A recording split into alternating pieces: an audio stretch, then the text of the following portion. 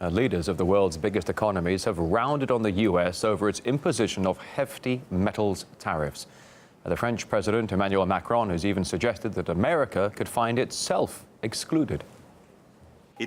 Maybe the American president doesn't mind being isolated today, but we also don't mind being six if need be. And it seems like Donald Trump himself is preparing for a tough atmosphere at the G7. He has tweeted that he is ready for a fight with his fellow world leaders over the issues of trade. Later, he tweeted that the European Union itself is charging the U.S. massive tariffs. RT's Donald Corter looks at the impact of some of Trump's latest policies. The G7's June summit seems already destined for dysfunction, with a heap of complaints from the U.S.'s European allies. Some are suggesting a name change to keep up with the times. We should have been united during that G7 to tackle the global challenges of the world. And instead of that, we will be divided.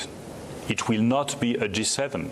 It will be a G6 plus 1. It's not too hard to see where the fallout between Washington and the rest of the pack is coming from.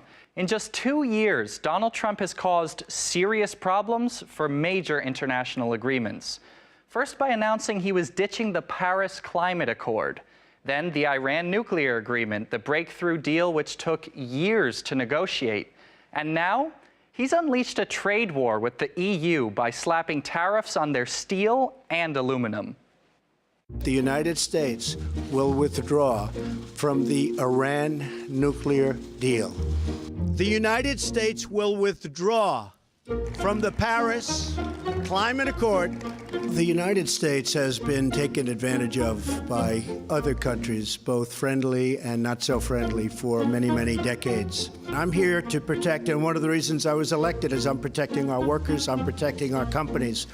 Even Angela Merkel, who's known for maintaining her cool during the worst diplomatic spats, has had some strong words to share about the U.S.'s recent exits. It is clear that, especially with the exit of the US from the climate deal, there is dissent within the G7. Just as much as with the announcement of tariffs on aluminium and steel, which we believe are illegal, and also the issue of the Iranian nuclear deal, which the US has withdrawn from. Moreover, Merkel warned this lack of compromise may lead to the G7 failing to issue a joint statement. That would make this year's summit in Toronto the first ever to end without a communiqué. And chances are high it will, with the French President Emmanuel Macron also rumored to be unwilling to sign a joint paper with Trump, unless he makes some concessions and makes an effort to mend all the multilateral deals he's junked, which Trump most likely will not. Actually, according to his economic advisor, this row is no big deal at all. There may be disagreements. I regard this as much like a family quarrel. We will do what is necessary to protect the United States, its businesses, and its workforce. Don't blame Trump. Blame the nations that have broken away from those conditions. Blame the other countries. Now, that's what you want to hear right before a G7 summit. Donald Corter, RT.